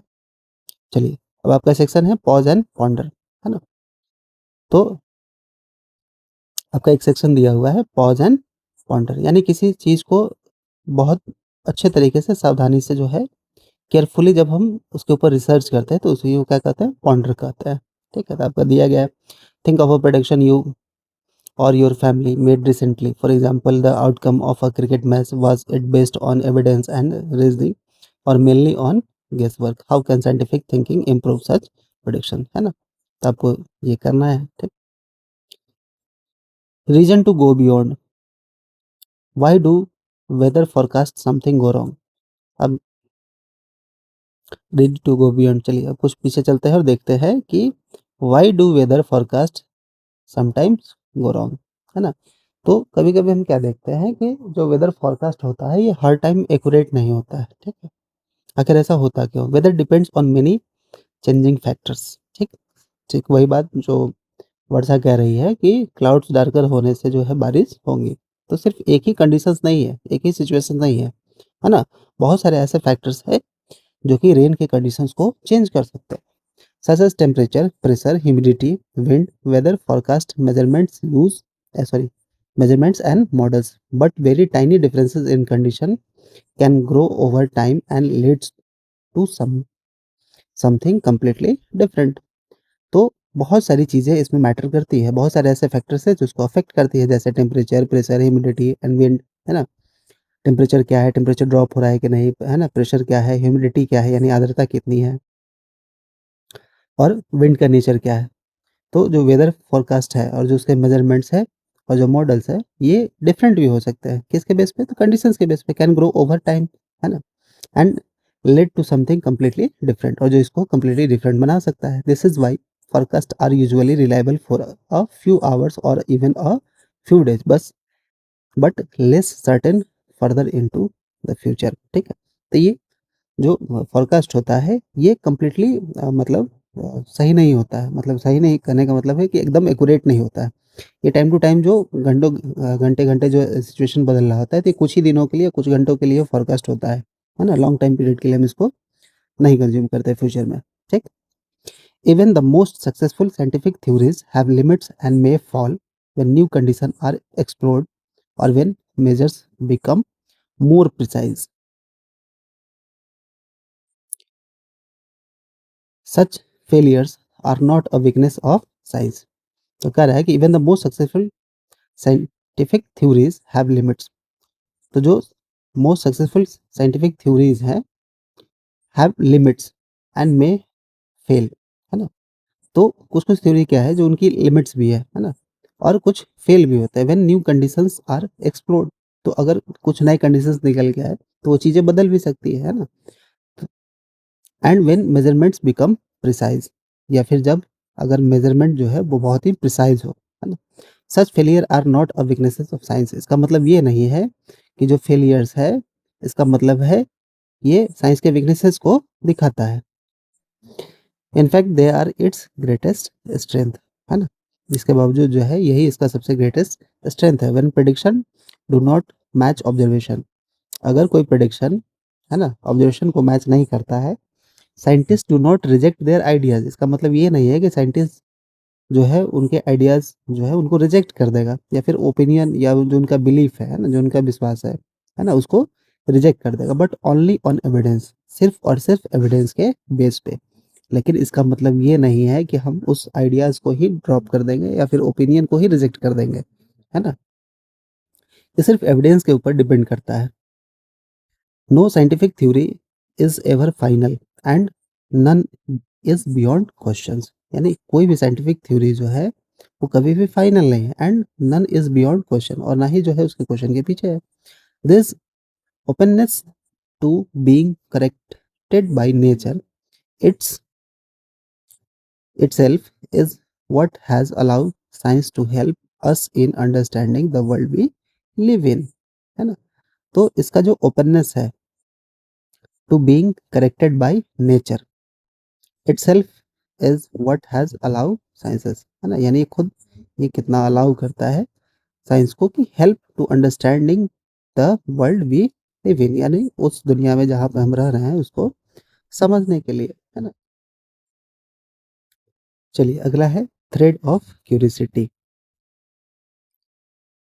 Checking viral claims on social media is eating food harmful during an eclipse, है ना? तो बहुत सारे अजम्पशंस हैं खासकर रूरल एरियाज में जहाँ पे लोग ये विश्वास करते हैं कि अगर कोई एक्लिप्स लग रहा है ना, यानी सूर्य ग्रहण लग रहा है, सोलर एक्लिप्स का दिया हुआ है कि अगर कोई सूर्य ग्रहण लग रहा है तो उस समय खाना खाना जो है बहुत ही क्या होता है, हार्मफुल होता है ना? ऐसा लोग समझते हैं। A commonly circulated claim is that food should not be eaten during eclipse because harmful, है ना? तो एक कॉमनली सर्कुलेटेड क्लेम है ना, चारों तरफ जो है ये बातें हैं कि लोग कहते हैं कि सूर्य ग्रहण के समय खाना नहीं खाना चाहिए, नहीं तो इसका नुकसान होता है। This proof comes from asking simple scientific question. अब इस चीज़ को हम कैसे रिजेक्ट कर सकते हैं, है ना? ये कैसे आएगा? This proof comes from asking simple scientific question. ये तभी हो सकता है जब सिंपल साइंटिफिक क्वेश्चंस को हम पूछें। An eclipse is just a play of shadow.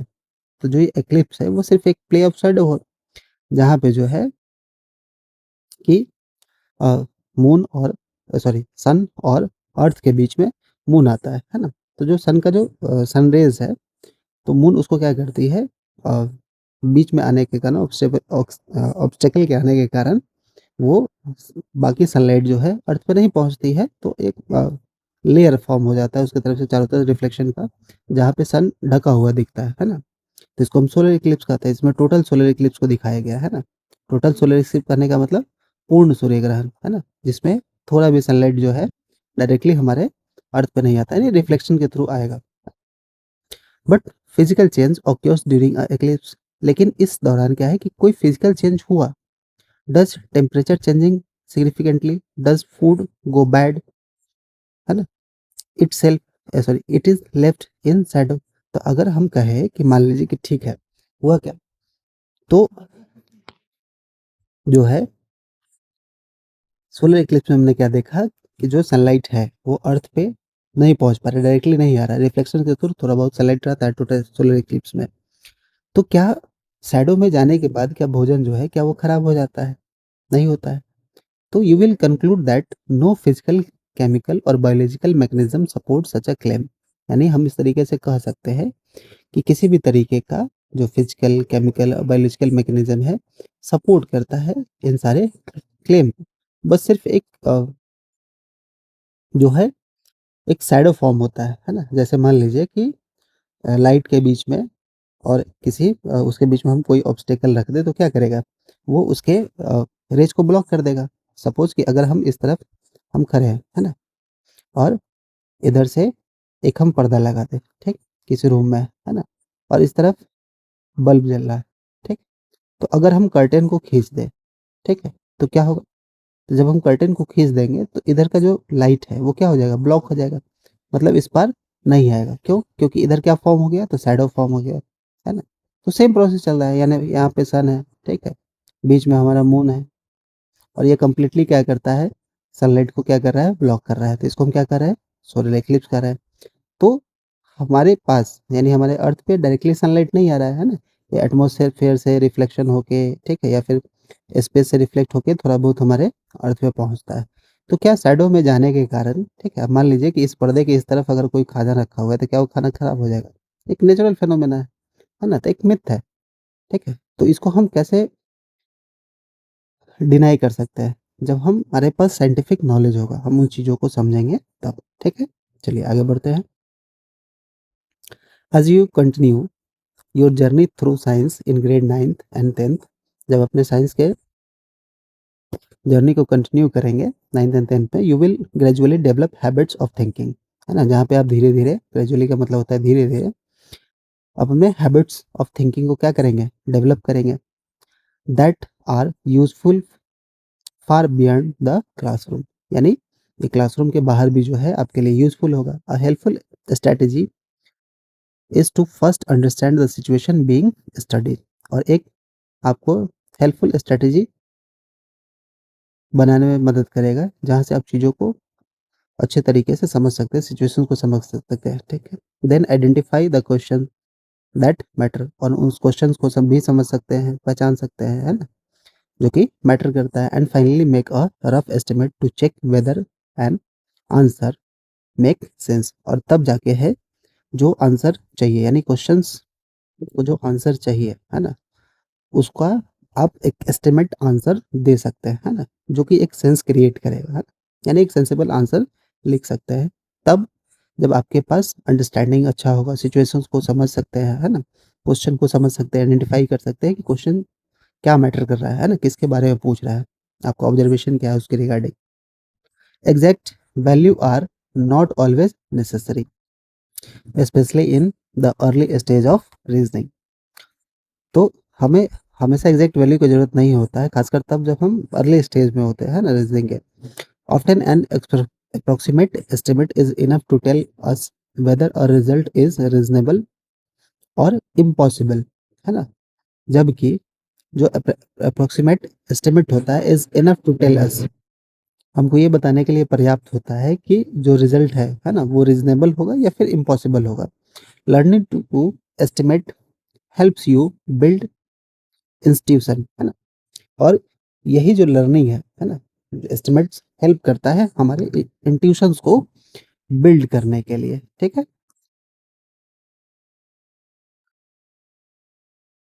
detects error and develop confidence in your thinking. Science values careful reasoning perhaps much more than accurate calculation, है ना? तो जिसके कारण क्या है, जब हमारा इंट्यूशन बिल्ड हो जाता है तो हम एरर्स को डिटेक्ट कर लेते हैं एंड हमारा जो कॉन्फिडेंस होता है वो डेवलप होता है, जो हमारी जिसके कारण क्या है, जो थिंकिंग जो है हमारा, तो जो हमारा इंट्यूशन बिल्ड होता है इस कारण हम क्या करते हैं, एरर्स को डिटेक्ट कर लेते हैं, है ना? इससे हमारा कॉन्फिडेंस डेवलप होता है, ठीक है? इससे हमारा थिंकिंग प्रोसेस भी अच्छा होता है। Science values careful reasoning perhaps much more than accurate calculations, है ना? तो साइंस जो है वैल्यू करता है केयरफुल रीजनिंग्स को, है ना? यानी तर्क को, ठीक है? Perhaps much more than accurate calculation, है ना? उसके अलावा जो हमारा एक्यूरेट कैलकुलेशन है उससे ज़्यादा जो है केयरफुल रीजनिंग को वैल्यू करता है हमारा साइंस, ठीक है? चलिए आगे देखते हैं। रेडी टू गो बियॉन्ड, ठीक? How much rice would feed a family of for a month? कोई फैमिली है, ठीक है? तो उसको, उस फैमिली को कितना नीड है राइस का, है ना? of 4 for a month.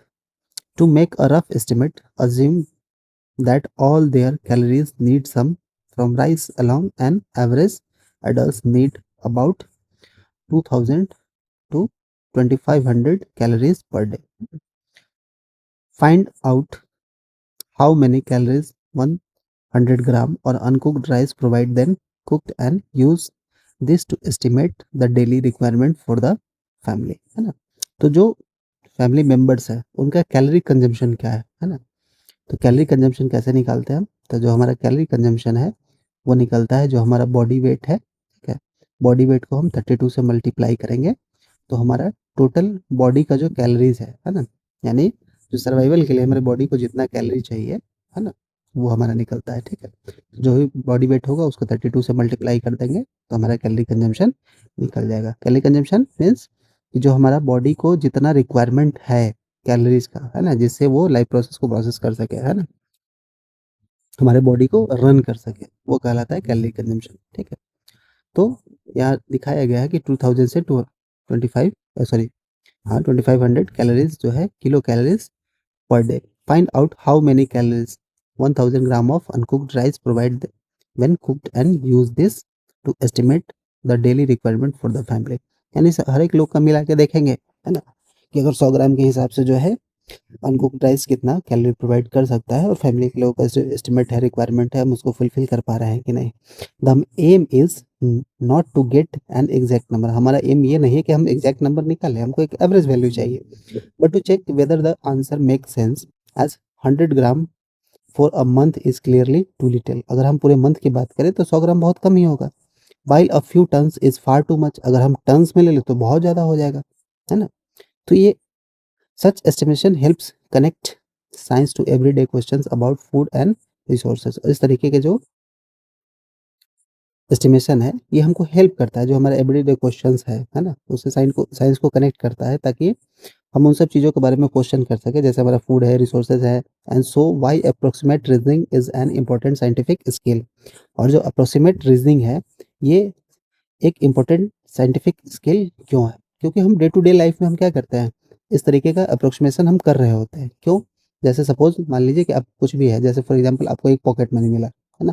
आप स्कूल जा रहे हैं, आपको 100 रुपीज़ जो है आपका पॉकेट मनी मिल रहा है, तो आप क्या करते हैं, आपका जो एक्सपेंसेस है आप इस एक्सपेंसेस को कैलकुलेट करते हैं अप्रोक्सीमेट वैल्यू से, ठीक है ना? या फिर आपको, जैसे मान लीजिए कि मम्मी मार्केट के लिए कुछ चीज़ें लाने के लिए भेजती है ना?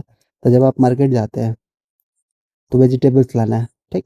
तो आपको मार्केट में वेजिटेबल्स का रेट पता नहीं होता है, लेकिन आप प्रीवियस जो रेट है, जैसे आज से 2 दिन पहले था, है ना? जैसे मान लीजिए 25 रुपीज़ पर केजी अगर किसी वेजिटेबल का रेट है, तो आप अजम्पशन लेके चलते हैं, या तो वो 2 रुपए कम होगा या फिर 2 रुपए ज़्यादा हो गया, 25 का 30 हो गया या 35 होगा, तो उसके अकॉर्डिंग आप कैलकुलेट करके एक सम अमाउंट निकालते हैं और उतना घर से आप डिमांड करते हैं, है ना? कि 500 में या 400 में जो भी है हमारा एक एस्टिमेट वैल्यू आएगा, तो डे टू डे लाइफ में हम इस स्किल को यूज़ करते हैं, है ना?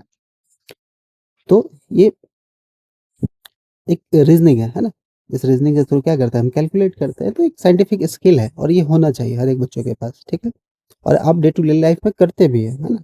लेकिन अगर कोई वही मेजर फंक्शन होता है, मान लीजिए कि अगर आपके घर में कोई फंक्शन हो रहा है जहाँ पे 500, 600, 1000 आदमी को खिला रहे हैं, है ना? तो वहाँ पे ये स्किल आपके पास नहीं, जो आपके घर के बड़े हैं उनको पता है कि किस तरीके से कितना एस्टीमेट लिया जाता है ना? जैसे फॉर एग्ज़ाम्पल मान लीजिए कि आपको कोई पार्टी करनी है ना? जिसमें 100 लोग आने वाले हैं, ठीक?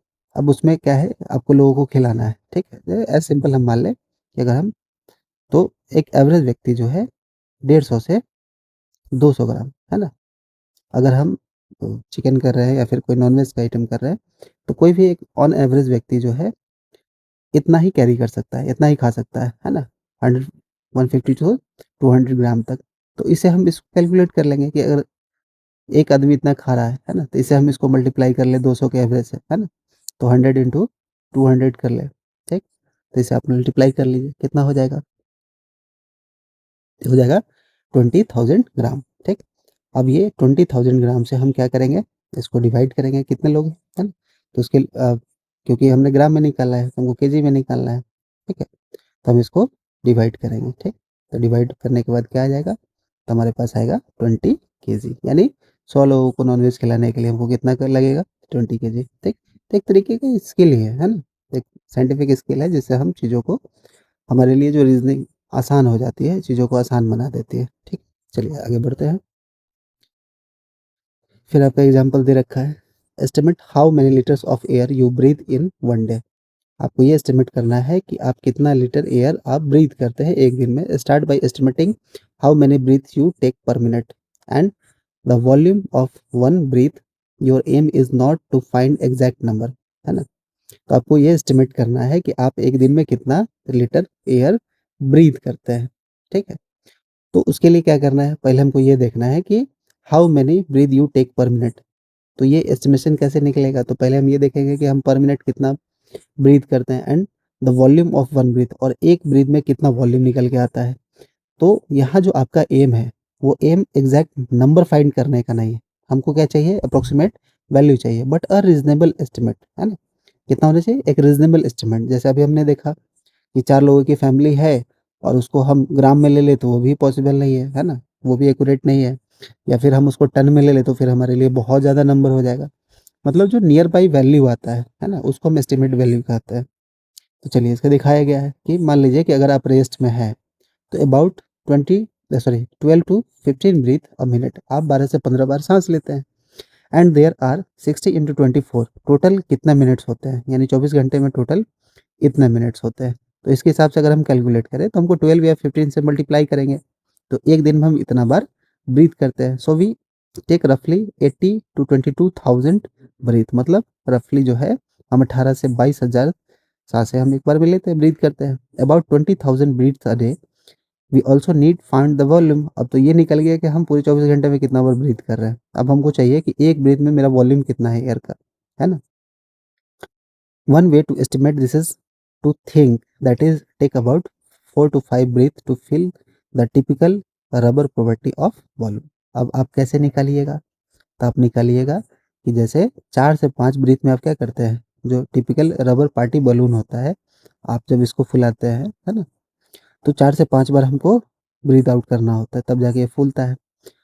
which when inflated has a volume about 2 litre, जो कि हो जाता है 2 litre. So one breath is perhaps about 0.5 litre, है ना? Hence we breathe in about 10,000 litres of air a day, यानी एक ब्रीथ में हमने 0.5 लीटर एयर को लिया। और टोटल हम टिपिकली 20,000 ब्रीथ पर डे हम कर रहे थे, उससे मल्टीप्लाई करेंगे तो निकल जाएगा कितना, 10,000 litre of air a day. Now it is hard to see if this estimate is reasonable or not, है ना? But if we go back to our balloon example, one could blow a balloon in about 20 seconds. So maybe we could fill 3 balloons a minute, है ना? ये भी तरीका है कि हम 1 मिनट में 3 बलून्स तैयार कर सकते हैं, तो मल्टीप्लाई करेंगे 3 balloons per minute into 2 litres balloon into 1440 minutes by day.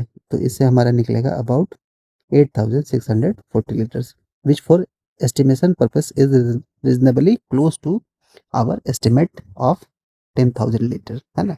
तो इससे हमारा क्या निकला, एक एस्टिमेट वैल्यू निकला, ठीक, जहाँ पे हम लगभग 10,000 लीटर के बराबर, है ना, हम क्या कर रहे हैं कि उतना हम ब्रीद इन कर रहे हैं एयर का volume. We would get extremely tired very quickly after blowing balloons non-stop, unlike normal restful breathing। जब आप बलून को फुलाते हैं, है ना, नॉन स्टॉप, तो क्या होता है कि आप टायर्ड हो जाते हैं, थक जाते हैं, और उसके बाद जो है, जो आप ब्रीथ करते हैं वो नॉर्मल नहीं होता है, वो एबनॉर्मल होता है, क्योंकि फिर आपको रेस्ट में जाना होता है ना। पॉज एंड पॉन्डर, चलिए, फिर आपका पॉज एंड पॉन्डर दिया हुआ है। Describe one situation where an approximate answer to good enough and one where you would need a very exact value, है ना। तो फिर आपका एग्जाम्पल यहाँ दिया हुआ है, तो इसको आप अच्छे तरीके से समझेंगे, है ना, कि किस तरीके से हम after grade 10 you decide to study science. 10th के बाद जो है आपको सब्जेक्ट चूज करने का मौका मिलता है। It will be divided into branches like physics, chemistry, biology. फिर आगे चल के क्या होता है, ये ब्रांचेस डिवाइड हो जाता है, अभी आपको कंबाइंड फॉर्म में पढ़ना पड़ता है, फिर आगे चल के आपको सेपरेटली पढ़ना पड़ेगा। एंड अर्थ साइंस है, and even in grade 9 and 10 chapters you will focus on same of these area. We have highlighted some of the exciting things you may learn about in the next level up boxes, है ना। However, do remember that the natural world does not have any such boundaries। तो किसी भी तरीके से, है ना, कह रहा है कि do remember that the natural world does not have any such boundary, यानी जो नेचुरल वर्ल्ड है हमारा, हमको ये याद रखना है कि इसमें ऐसा कोई भी बाउंड्री नहीं है। The division are made by us to only help organize knowledge.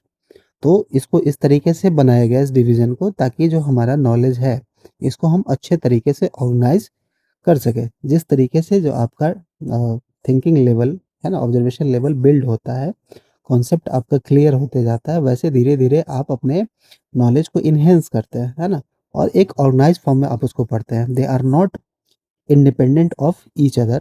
Most of the real world problems today, such as understanding climate change, developing medicines, or designing sustainable technology, required ideas for several disciplines together।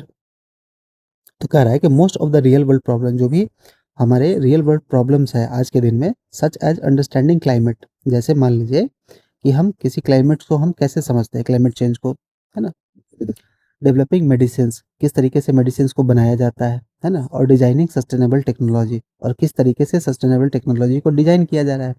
Required ideas from several several discipline together. और ये सभी चीज़ें जो आती है किससे, तो जो आइडियाज़ हैं, जो उसका रिक्वायरमेंट है, और जो सेवरल डिसिप्लिन्स है, जब वो एक साथ आते हैं तब जाके हम इस चीज़ों को समझते हैं कि कैसे सस्टेनेबल टेक्नोलॉजी जो है ना, उसको हम डिज़ाइन कर रहे हैं, मेडिसिन्स कैसे डेवलप हो रहा है, क्लाइमेट चेंज कैसे हो रहा है, ठीक। Science also connect naturally with mathematics. अभी जस्ट हमने पढ़ा कि साइंस जो है वो नेचुरली कनेक्ट होता है किससे, मैथमेटिक्स से, है ना, टेक्नोलॉजी से, and arts and social sciences, arts के साथ, है ना, and social sciences, to make sense of the world fully fully we need to connect multiple ways of knowing and expressing ideas, each enrich the order, ठीक। तो science जो है ये सिर्फ और सिर्फ एक ही सब्जेक्ट नहीं है, या फिर एक फैक्ट्स के बेस पे हम सिर्फ नहीं पढ़ रहे हैं, इसमें बहुत सारी चीज़ों का जो हमारा अंडरस्टैंडिंग लेवल है वो बढ़ रहा है ना, जो कि कनेक्ट हो जाता है मैथमेटिक्स से, टेक्नोलॉजी से, है ना, आर्ट से, एंड सोशल साइंसेस से, to make sense of the world fully, है ना, जो कि हमारी दुनिया को जो है उसका एक फुल्ली सेंस क्रिएट करके देता है। We need to connect multiple ways of knowing, और ये कनेक्ट करता है ताकि हम कई सारे तरीकों से चीज़ों के बारे में जान सके, आइडियाज़ को एक्सप्रेस कर सके, इच एनरिच द अदर, और सभी को क्या कर सके, एनरिच कर सके, यानी उसको प्रचुर मात्रा में हम उसका भंडार बना सके, है ना, अपने नॉलेज को एक्वायर कर सके, ठीक। फिर आपका अगला pause and ponder. Choose a real life object, may be a pressure cooker और अ मोबाइल फोन, और a problem, may be a traffic jam near your school. Make sketch listing what kind of ideas from physics, chemistry, biology, art, science, or mathematics are involved. So how the list two branches of science connect with your example, है ना। तो आपको एक activity के तौर पे दिखाया बताया जा रहा है कि आपको क्या करना है। कि मान लीजिए कि आप किसी भी तरीके के रियल लाइफ ऑब्जेक्ट्स को लीजिए, जैसे आपके घर में प्रेशर कुकर हो, मोबाइल फ़ोन हो, या फिर कोई एक प्रॉब्लम आप उठा सकते हैं। जैसे आप जब स्कूल जा रहे हैं तो आपको ट्रैफिक जाम मिलता है, तो आपको एक स्केच लिस्ट करना है, बनाना है। What kind of ideas from physics, है ना? आपको आइडियाज़ लेना है किससे? फिज़िक्स से, केमिस्ट्री से, बायो से, अर्थ साइंस से और मैथमेटिक्स से, है ना? जो कि उसमें इन्वॉल्व हो सकता है। So how the list 2 branches of science connects with your example. और आपको क्या करना है? साइंस के 2 ब्रांचेज़ को क्या करना है? एक साथ कनेक्ट करना है, ताकि आप इन चीज़ों को समझ सकें, है ना? करके आपको दिखाना है, ठीक है? ये आपका एक्टिविटी है। फिर चलिए आगे देखते हैं। Ready to go beyond. How does a mask really work, है ना? कोविड के टाइम से हम ये जो मास्क है बहुत ही ज़्यादा फेमस हो चुका है ना? लगभग सभी लोग जानते हैं। अ कलेक्शन ऑफ सर्जिकल मास्क, है ना? तो ये जो मास्क है इसको हम सर्जिकल मास्क कहते हैं। How does a mask really work, जो ये मास्क है ये कैसे फंक्शन करता है? Solving real problems requires knowledge from several branches of sciences. During the कोविड-19 pandemic we all used mask for safety. हम सभी ने क्या किया था? मास्क को यूज़ किया था। क्यों? सेफ रहने के लिए। Understanding how a mask works require concept from physics, है ना? तो मास्क का जो यूज़ है ये कैसे काम करता है? ये काम करता है कांसेप्ट फ्रॉम फिजिक्स पे। Particle motion and electrostatic attraction. तो जो पार्टिकल्स मोशन में होते हैं या फिर इलेक्ट्रोस्टैटिक अट्रैक्शन, है ना? इस पे काम करता है। Chemistry, properties of polymer fibres, यानी इसमें केमिस्ट्री भी है। कैसे? प्रॉपर्टीज ऑफ पॉलीमर फाइबर से किससे बना हुआ है? तो पॉलीमर फाइबर से बना हुआ है, ठीक है? और ये क्या है? तो ब्रीदेबल होता है। तो ब्रीदेबल है कहने का मतलब इसके थ्रू एयर पास कर सकता है ना? इस तरीके से एक पार्ट से दूसरी तरफ जा सकता है। तो इसमें आपका क्या है? पार्टिकल मोशन है, ठीक? Size and behaviour of viruses. और बायोलॉजी में हमने क्या देखा? Size and behaviour of viruses. तो ये जो पैसेज बना हुआ है ये इतना ही परमिएबल है कि सिर्फ एयर के फ्लो को जाने देगा, है ना? हम इसको सिर्फ ब्रीदेबल है, लेकिन इसका मतलब नहीं है कि इससे जो है जो वायरसेस है इसके थ्रू दूसरे तरफ जा सकते हैं। And mathematics modelling air flow and filtration efficiency. और मैथमेटिक्स इसमें क्या हेल्प करता है? मैथमेटिक्स इसमें हेल्प करता है कि हम किस तरीके से एयर फ्लो को और फिल्ट्रेशन को का एफिशिएंसी जो है उसको बिल्ड कर सकते हैं। अब मान लीजिए कि हम इतना मोटा कपड़ा ना ले लें, फाइबर ना ले लें, है ना? ताकि जो एयर फ्लो है वो ही घट जाए, उसकी एफिशिएंसी घट जाए, तो फिर हमको साँस लेने में बहुत ज़्यादा परेशानी होगा। तो इसमें मैथमेटिक्स हेल्प करेगा एयर फ्लो को बनाए रखने के लिए, है ना? तो एक सिंपल सा चीज़ कि हम सिर्फ़ एक मास को देख रहे हैं और उसमें किस तरीके से साइंस के अलग-अलग ब्रांचेज़ जो है, जिनका हेल्प लिया गया है एक सिर्फ़ मास को प्रोड्यूस करने के लिए, है ना? चलिए, finally as we have mentioned in every text book, science is not just a collection of facts. Finally हम लोगों ने ये देखा कि जो भी टेक्स्ट बुक है उसमें मेंशन किया गया है, science is not just a collection of facts, यानी साइंस जो है सिर्फ़ और सिर्फ़ एक कलेक्शन ऑफ फैक्ट्स नहीं है, है ना? तथ्यों का संग्रह नहीं है। ना ही वो सिर्फ़ एक इक्वेशन है और ना ही वो सिर्फ़ एक एक्सपेरिमेंट्स है। It is a human activity shaped by curiosity. एक ऐसा ह्यूमन एक्टिविटी जो कि क्यूरियोसिटी के बेस पे, क्रिएटिविटी के, है ना?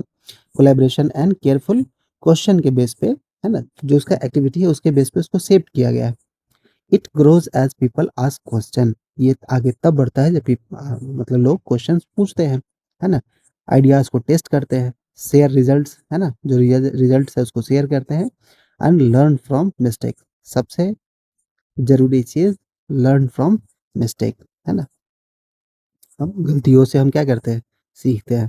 तो बहुत सारे ऐसे क्वेश्चंस हैं, जैसे कोई भी चीज़ें हम कर रहे हैं, चाहे नई चीज़ों को जब हम ट्राई करते हैं, ठीक है?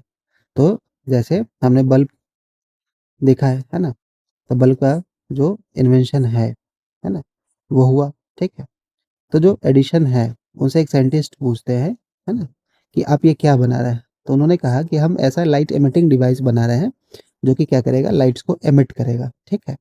तो भाई ये बनेगा कैसे? है ना? तो उन्होंने कहा अभी तक वो इन्वेंशन के ही ऐज में थे, मतलब वो इन्वेंट हुआ नहीं था। तो उन्होंने कहा कि ये नहीं पता है कि ये कैसे बनेगा, है ना? और ये कब बनेगा? लेकिन मुझे इतना पता है कि इन 200 तरीकों से तो नहीं बनने वाला है, क्योंकि अभी तक उन्होंने 200 आइडियाज़ को टेस्टेड कर लिया था, ठीक है? यानी 200 बार उन्होंने गलती कर ली, लेकिन ये लाइट इमिटिंग डिवाइस जो है बना नहीं, ठीक? तो उनको ये पता है कि हमें अब ये अगली बार जब हम 200 फर्स्ट टाइम जब हम इसको ट्राई करें, तो इन 200 मिस्टेक्स को हम ना लें, है ना? यानी उनको इन सारे मिस्टेक्स को ध्यान में रखना होगा, यानी उन्होंने इस मिस्टेक से सीखा और नेक्स्ट टाइम जो है, यानी अगली बार जो है, इन मिस्टेक्स को दोबारा नहीं करेंगे, है ना? तो फिर आज हम देख रहे हैं किस तरीके से हम बल्ब्स को देख रहे हैं, है ना? तो बेसिकली सबसे ज़्यादा ज़रूरी चीज़ है कि हम मिस्टेक से हम कैसे सीखते हैं, है ना? Science develops over time through the work of many individuals across different cultures and generation. तो साइंस जो है धीरे-धीरे समय के साथ डेवलप होता है through the work of many individuals across different cultures and generation, यानी उन अलग-अलग कल्चर्स में रहने वाले जो लोग हैं, अलग-अलग जनरेशंस जो है ना? और जो इंडिविजुअल्स है ना? जो इन कल्चर से जनरेशन से आते हैं, उनके द्वारा जो किया गया काम है, वो क्या करता है, समय के साथ उसने साइंस को आगे बढ़ाया। Even if you do not choose to study science beyond grade 10th, मान लीजिए कि यदि आप साइंस को चूज नहीं करते हैं, है ना, स्टडी के लिए beyond 10th, scientific thinking will be very important in what ever you do.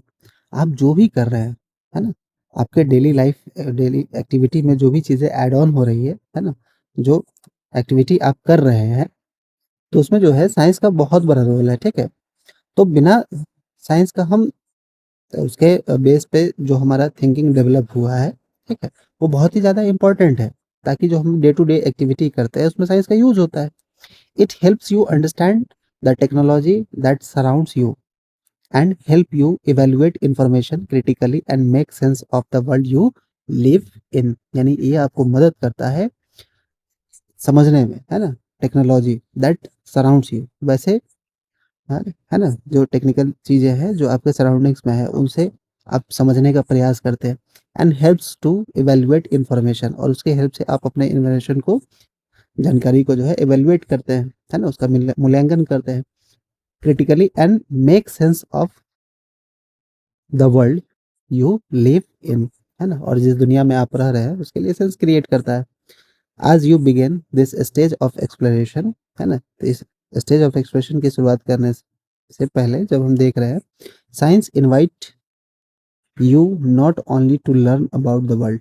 Science आपको सिर्फ इसलिए निमंत्रित नहीं कर रहा है कि सिर्फ आप इस दुनिया के बारे में सीखें, बट ऑल्सो टू लर्न, आपको ये भी सीखना है how we are trying to understand it, मतलब इनको हमको समझना भी है ना? कि हम इसको कैसे समझने का कोशिश करते हैं। Embark on your journey of discovery looking carefully the magnifying glass of evidence and guided by the compass of curiosity। मतलब कि मैग्नीफाइंग ग्लास ऑफ एविडेंस, जो भी एविडेंस है ना, आपको उन एविडेंस को मैग्नीफाई करना है ना? यानी अच्छे तरीके से आप उसको ब्रॉड लेवल पे देखते हैं, जब उसको एम्फेसाइज करके देखते हैं, तब जाके जो है आपका जो है आइडियाज़ क्लियर होगा, है ना? आपका फैक्ट्स क्लियर होगा, है ना? आपका जो नॉलेज है वो एनहांस होगा and guided by the compass of curiosity, और कंपास ऑफ क्यूरियोसिटी, है ना? अभी हमने देखा कि जो कंपास का जो नीडल होता है क्या करता है, हमको डायरेक्शन दिखाने का काम करता है ना? तो कंपास ऑफ क्यूरियोसिटी से, यानी आपके अंदर की जो क्यूरियोसिटी है, वो आपको गाइड करेगा, है ना? चीज़ों को समझने में, साइंस को पढ़ने में, अंडरस्टैंड करने में, है ना? टेक्नोलॉजी को, आपके आसपास के जो चीज़ें हैं, है ना? जो फैक्ट्स है, डे टू डे एक्टिविटी है, उसके थ्रू आप गाइड होते हैं, ताकि नए-नए चीज़ों को आप सीख सकें, ठीक है? चलिए, हैप्पी एक्सप्लोरिंग, है ना? तो आपका फर्स्ट चैप्टर खत्म हो गया, जहाँ पे हम सिर्फ ये इंट्रोडक्शन चैप्टर था, जहाँ हमने देखा कि क्लास 9th में हम किस तरीके से साइंस को पढ़ेंगे और साइंस किस तरीके से हेल्प करता है ना? साइंस के जो ब्रांचेज़ हैं, उनको किस तरीके से डिवाइड किया गया है, ठीक है? थ्योरीज़, लॉज़, प्रिंसिपल्स, है ना? ये क्या है, और जो हमारी जो क्यूरियोसिटी है, उसको कैसे हमको बना के रखना है ना? कैसे हम नॉलेज को एम्फसाइज़ कर सकते हैं, एनहांस कर सकते हैं, इसके बारे में देखना है, ठीक? तो अब जो है बेसिकली आप एक्सप्लोरर हैं, है ना? मतलब अब जो है क्लास 9 से अब आपको साइंस को एक्सप्लोर करना है। आप अब एक्सप्लोरर बन चुके हैं, ठीक है? तो अगर आपको सेशन अच्छा लगा है, ठीक है? तो आप अपना जो सजेशन है या फिर जो भी आपके जो थॉट्स हैं वो आप कमेंट में लिख सकते हैं। फिर आगे नेक्स्ट क्लास में हम आपके लिए और भी चैप्टर लेके आएँगे, जहाँ पे हम इस एनसीईआरटी सीरीज़ के अंदर आप हर एक चैप्टर को लाइन बाय लाइन कवर करेंगे, ठीक है? तब तक अपना सपोर्ट बनाए रखिएगा। चलिए, thank you and all the best.